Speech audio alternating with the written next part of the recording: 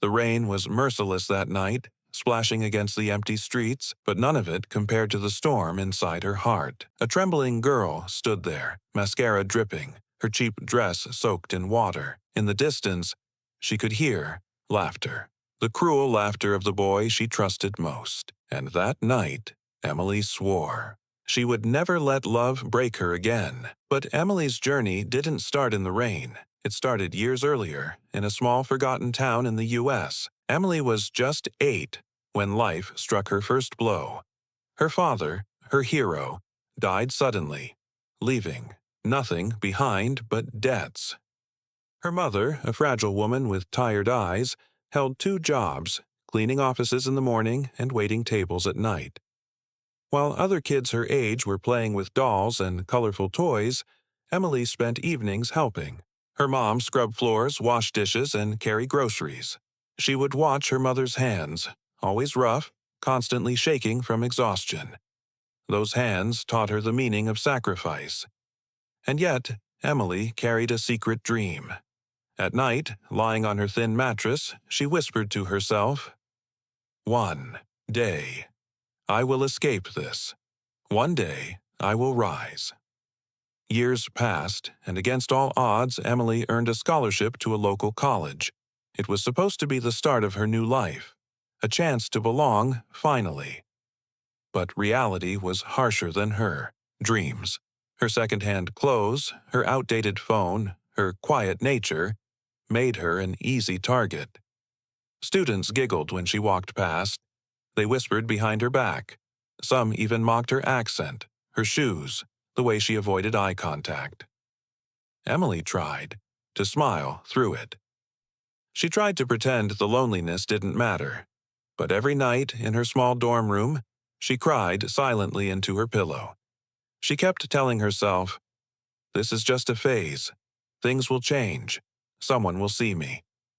For me. She was right, someone would, but not in the way she hoped, because soon she would meet Daniel. Daniel entered Emily's life like sunlight breaking through storm clouds. He wasn't just another student, he was one of the most popular guys on campus, handsome, confident. The kind of boy everyone noticed when he walked into a room. Emily never thought he'd even glance her way. But one afternoon, as she struggled to carry a stack of books across the library, Daniel appeared out of nowhere. "Hey, let me help you with that," he said, his smile dazzling, his voice smooth. Emily froze. No one had ever offered her help like that before. From that day, Daniel started showing up everywhere and at the cafeteria, sitting across from her with a tray, and at the bus stop, waiting with her, cracking jokes. He listened to her when no one else did. He asked about her mom, her dreams, and her struggles. For the first time, Emily felt seen. Soon, whispers spread around campus. Why is Daniel hanging out with her? But Emily didn't care. In her lonely world, Daniel was a miracle. Weeks turned into months. He took her to fancy restaurants she'd never been able to afford. He bought her small gifts, bracelets, flowers, books. He told her she was different, that she was special. And slowly, Emily's walls came down. She began to trust him, to believe in love. One chilly evening, under the golden glow of streetlights, Daniel looked into her eyes. He said the words she had secretly longed to hear, "I love you, Emily, and I promise I'll never hurt you." Her heart soared. For the first time, the girl who had grown up with nothing finally felt like she had everything. But what Emily didn't know was that this love was nothing but a cruel game. A game that would shatter her in ways she could never imagine. Because Daniel wasn't who she thought he was. The night of the grand college party was supposed to be the best night of Emily's life. Daniel had insisted she come. "You'll be my queen tonight," he whispered, kissing her hand. Emily spent hours getting ready, wearing the only dress she could afford. Simple, second-hand, but full of hope. She wanted to look perfect for him. When she entered the glittering hall, heads turned. For once, she didn't feel invisible. Daniel walked beside her, his hand proudly holding hers. Emily thought, "This is it. This is my fairy tale." But fairy tales don't last. Halfway through the night, Daniel disappeared. She searched for him through the crowd, her heart racing. And then she froze. Across the room, under the flashing lights, stood Daniel, his arms wrapped around another girl, his lips pressed against hers in a passionate kiss. The music was loud, but Emily swore she could hear her heart shatter. People noticed. Whispers started. Then laughter. Cruel, mocking laughter. Someone sneered. "Did you really think he loved you, Emily?" Another voice. "She was just a joke. A charity case." Emily's eyes blurred with tears. She ran outside, into the pouring rain. The cold drops mixed with the mascara running down her cheeks. She kept repeating to herself, "Why me? Why always me?" For hours, she stood there, broken, until her phone buzzed. It was her mother. "Emily, are you okay? I felt like you needed me tonight." Her mother's tired, fragile voice shook her more than Daniel's betrayal ever could.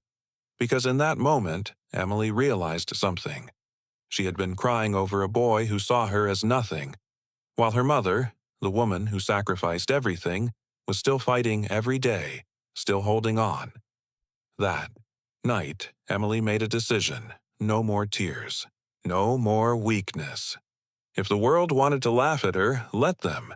She would rise so high that one day they'd all regret underestimating her. And with that fire burning in her heart, Emily's transformation began. The morning after that heartbreaking night, Emily woke up with swollen eyes, but a brand new determination. She stared at her reflection in the cracked mirror of her tiny dorm and whispered, "This is not the end. This is the beginning." Emily threw herself into her studies. While others partied, she stayed in the library until midnight. While others wasted weekends, she worked 2 jobs, waitressing and tutoring, to send money home. Slowly, her grades climbed. Professors started noticing her brilliance. One day, a guest lecture changed her life. A successful female entrepreneur visited the college speaking about building businesses from scratch. Emily listened with wide eyes, her heart pounding. That night, she sketched her first idea in a notebook. A platform that would connect small-town women to opportunities worldwide. But dreams alone weren't enough. She needed investors, confidence, a voice. And so Emily trained herself. She practiced speeches in front of the mirror, joined debate clubs, and even learned to walk into a room as if she belonged there. Years passed. Her small idea became a startup. Her startup became a company. And her company, Lifeline Connect, began changing thousands of lives. The girl who once cried alone in the rain was now standing on the stage of a grand tech conference, receiving an innovation award. Cameras flashed. The audience gave her a standing ovation. But fate wasn't done yet. In that very audience sat Daniel. Older now, no longer the campus king. His company had failed, his confidence gone. He watched Emily, glowing, powerful, unstoppable, as the crowd chanted her name. After the ceremony, he approached her nervously. "Emily, hey, remember me? I just wanted to say I'm proud of you." Emily looked at him. For a moment, her mind flashed back to that rainy night, to the laughter, the humiliation. But then, she smiled softly. "Of course, Daniel. I remember you. Thank you." And with that, she walked away. No revenge, no bitterness, just strength. Because Emily had learned the most incredible truth of all. Life will break you. People will betray you. They will laugh at your pain. But if you refuse to give up, if you rise after every fall, one day those same people will watch you shine. And just like Emily, you'll realize you never needed their approval. All you needed was yourself. Success is the sweetest revenge.